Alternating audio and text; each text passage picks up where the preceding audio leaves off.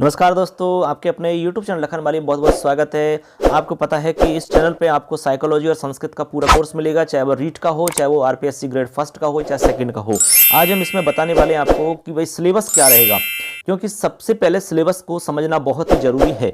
आज हम second grade के सिलेबस की बात करने वाले हैं, क्योंकि जब तक आपको सेकंड ग्रेड का या किसी भी ग्रेड का सिलेबस आपको समझ में नहीं आएगा तब तक आपकी तैयारी परफेक्ट नहीं कहलाएगी। क्योंकि हमें ये पता नहीं रहता कि इस टॉपिक में क्या पढ़ना होता है, क्या छोड़ना होता है, कितना पढ़ना होता है, कैसे प्रश्न आते हैं। ये चीज़ आपको समझना काफ़ी ज़रूरी है साथियों। इसलिए हम आपको यहाँ पर ये प्रयास करेंगे पूरा का पूरा कि आपको ये चीज़ अच्छे से क्लियर हो जाए कि आपको कौन सी चीज़ पढ़नी होती है, कौन सी चीज़ आपको नहीं पढ़नी होती है और कितना आपको पढ़ना होता है और क्या आपको पढ़ना होगा, कौन सी किताब आपको पढ़नी होगी। आपको यहाँ वैसे हम चैनल पर पूरा कोर्स आपको कंप्लीट करवाएंगे और हम इतना प्रयास करेंगे कि आपको अलग से कोई किताब लाने की ज़रूरत नहीं पड़ेगी। आपको सब कुछ मैटर यहीं पर मिल जाएगा, नोट्स भी आपको उपलब्ध करवा देंगे। तो चलिए आज सिलेबस की बात इसमें कर लेते हैं पूरी डिटेल से। तो देखिए यहाँ पर सबसे पहले हम पहली यूनिट की बात करते हैं। आपको बता दें कि सेकंड ग्रेड के अंदर आपकी टोटल 8 यूनिट चलती हैं, जिसमें सबसे पहली यूनिट है हमारी शैक्षिक मनोविज्ञान। ये आपकी यूनिट का नाम रहेगा, जिसमें लिखा रहेगा एजुकेशनल साइकोलॉजी। अब एजुकेशनल साइकोलॉजी में आपको पढ़ना क्या है वो आपको समझना एक तो इसमें देखिए दोस्तों, बहुत सारी चीज़ें ऐसी हैं जो लिखी नहीं होती हैं लेकिन हमें फिर भी पढ़नी होती है, क्योंकि वहाँ से भी सवाल बन सकते हैं। कोई चीज़ किसी चीज़ से रिलेटेड होती है तो उससे रिलेटेड भी प्रश्न आपसे पूछे जा सकते हैं। आप मना नहीं कर सकते भाई यहाँ से सवाल क्यों आ गया, बिल्कुल आ सकता है। आपको ये समझना है कि भाई तैयारी में क्या क्या चीज़ आपको करनी है, कौन सी चीज़ आपको छोड़नी है और कौन सी चीज़ नहीं छोड़नी है। तो देखिए अब यहाँ पर हम आपको बताते हैं। सबसे पहले आपको इसमें अर्थ लिखा हुआ है, अर्थ और क्षेत्र, यानी कि आपको इसमें शिक्षा मनोविज्ञान की बात है तो आपको सबसे पहले शिक्षा का मतलब इसमें समझना होगा, फिर मनोविज्ञान का मतलब समझना होगा, शिक्षा से रिलेटेड परिभाषा समझनी होगी, मनोविज्ञान का अर्थ समझना होगा, मनोविज्ञान की परिभाषा समझनी होगी, फिर शिक्षा मनोविज्ञान का अर्थ आपको समझना होगा, उससे रिलेटेड परिभाषा समझनी होगी। उसके बाद में आपको क्षेत्र समझने होंगे, इसके स्कोप कौन कौन से हैं, इसके क्षेत्र कौन कौन से हैं, किस किस क्षेत्र में मनोविज्ञान हमारी काम करती है वो आपको समझना होता है। देखो यहाँ लिखा हुआ है मीनिंग एंड द स्कोप, यानी इसका अर्थ क्या है और इसका स्कोप क्या है।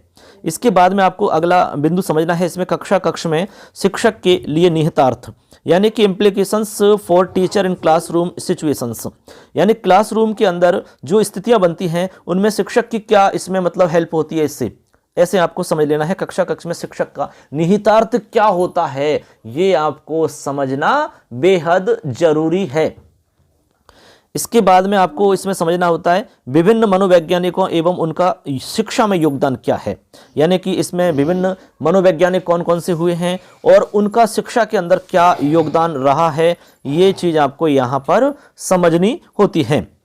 विभिन्न योगदान हो गए। यहाँ पर देखिए लिखा हुआ है various psychologist and the their contributions in education, यानी कि उनका योगदान शिक्षा में क्या रहा है वो आपको पूरा समझना होगा। इसमें आपको लगभग 8-10 जो मेन आपके साइकोलॉजिस्ट हैं उनके बारे में पढ़ना होगा। उन्होंने शिक्षा में क्या काम किया है, उनकी क्या पुस्तक है, उन्होंने कौन से सिद्धांत दिए हैं, उन्होंने क्या विशेष काम किया है, वो सब कुछ याद करना पड़ेगा, आपको सब कुछ समझना होगा, तब जाकर के आपकी ये पहली यूनिट कंप्लीट होती है। इसमें संप्रदाय वगैरह भी आपको यहाँ पर पढ़ने होते हैं और विधियाँ वगैरह भी आपको पढ़नी होती हैं, ठीक है ऐसे। इसके बाद में हम चलते हैं दूसरी यूनिट पर। दूसरी हमारी जो यूनिट है वो यूनिट बहुत ही अहम यूनिट है अधिगम की। यहाँ पर आपको अधिगम पूरा समझना है, कंप्लीट लर्निंग टॉपिक है हमारा। इसमें आपको अर्थ और प्रकार समझने हैं, यानी अधिगम का अर्थ क्या होता है, उसके प्रकार कौन कौन से होते हैं, अधिगम कितने प्रकार से होता है, कैसे होता है, ये पूरी प्रोसेस समझनी होगी।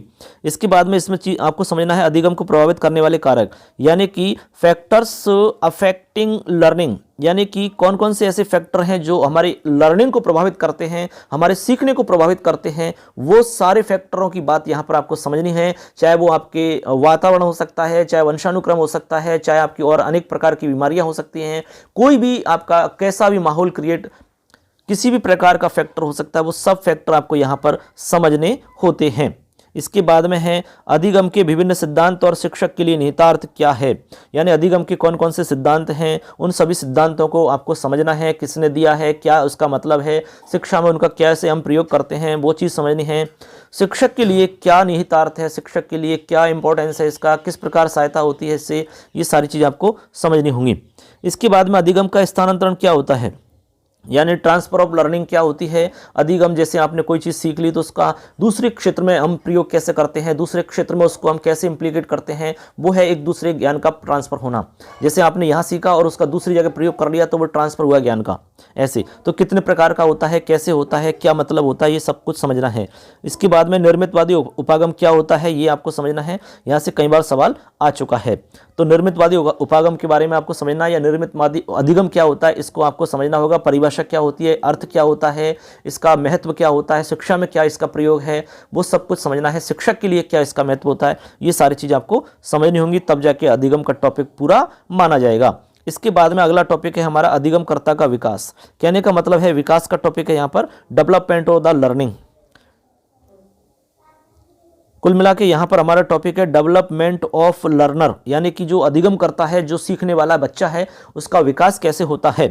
तो यहाँ पर आपको समझना होगा वैयक्तिक अवधारणा के अनुसार बालक का विकास, यानी व्यक्तिगत अवधारणा के हिसाब से बालक का विकास किस प्रकार से होता है, वो पूरी डिटेल समझनी है आपको। विकास से जुड़ी हुई अभिवृद्धि भी है, हालांकि अभिवृद्धि का नाम यहाँ दिया नहीं है, लेकिन आपको अभिवृद्धि भी समझनी होगी।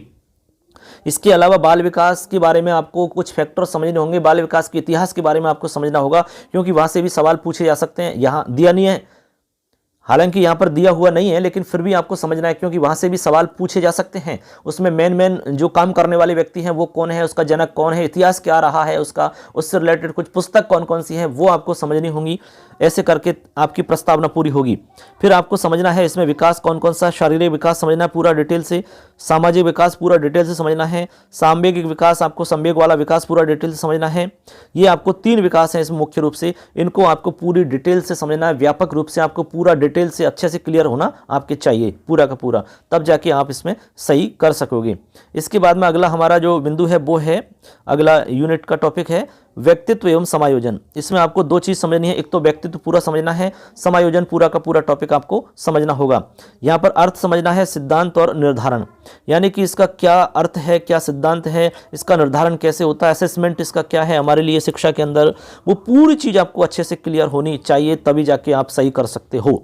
समायोजन क्या है, इसकी संरचना क्या होती है, कुसमायोजन क्या होता है, दोनों में अंतर क्या होता है, इनसे रिलेटेड परिभाषाएं क्या होती हैं, इनसे रिलेटेड कुछ पुस्तक हैं तो वो क्या होती हैं, किसने इसके विषय में क्या कहा है, कितने प्रकार का समायोजन होता है, कुसमायोजन कैसे होता है, कुसमायोजन होने से क्या क्या बीमारियां हो सकती हैं, क्या क्या प्रॉब्लम्स हमारे सामने क्रिएट हो सकती हैं, ये पूरी डिटेल आपको समझनी होती है इसके अंदर।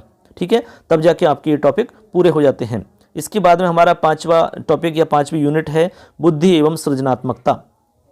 इसमें आपको बुद्धि के बारे में पूरी डिटेल समझनी है। ठीक है, इसमें आपको अर्थ, सिद्धांत, मापन और अधिगम में भूमिका, यानी कि बुद्धि का अर्थ क्या होता है, सृजनात्मकता का अर्थ क्या होता है, इसके सिद्धांत कौन कौन से हैं, किसने दिए हैं, उनका मतलब क्या होता है, शिक्षा में उनका प्रयोग क्या होता है, बुद्धि का मापन हम कैसे कर सकते हैं, अधिगम में इसकी भूमिका क्या होती है, सीखने में इसकी भूमिका क्या है, सृजनात्मकता का हम मापन कैसे कर सकते हैं, ये सारी चीज़ आपको डिटेल से समझनी होती है, तब जाके यहाँ पर आप अच्छे से कर सकोगे साथियों। आगे है संवेगात्मक बुद्धि की अवधारणा। संवेगात्मक बुद्धि क्या होती है, किसने दी है, किस इसका महत्व क्या है, जीवन में इसका महत्व क्या है, बालकों में इसका महत्व क्या है, शिक्षा में इसका महत्व क्या है, इससे रिलेटेड पुस्तक क्या है, किसने इसमें विशेष काम किया है, इसका जनक किसे कहा जाता है, ये सारी डिटेल समझनी होती है। क्योंकि हमें ये पता नहीं रहता कि इसमें पढ़ना कितना है, क्या पढ़ना है, क्या इसमें से प्रश्न पूछा जा सकता है, इसलिए हम यहाँ पर ये वीडियो बना रहे हैं आपको। इसके बाद में है मानव संज्ञान क्या होता है। ठीक है, ये भी आपको समझना बेहद जरूरी है कि मानव संज्ञान किसे कहते हैं, मानव को जो संज्ञान होता है वो किस प्रकार से होता है, कितने प्रकार से होता है, कैसे होता है, क्या इसका मतलब महत्व होता है। ठीक है, वो चीज़ आपको समझनी होगी। सृजनात्मकता क्या होती है, क्रिएटिविटी कितने प्रकार की होती है, सृजनात्मकता कैसे होती है, किस प्रकार से इसमें डेवलप कर सकते हैं और कब इसका विकास होता है, कब तक विकास होता है। ठीक है, बच्चों में कैसे विकास कर सकते हैं इसका, ये पूरी चीज़ समझनी होगी आपको। तो ऐसे करके हमारी 5 यूनिट कंप्लीट हो जाती है।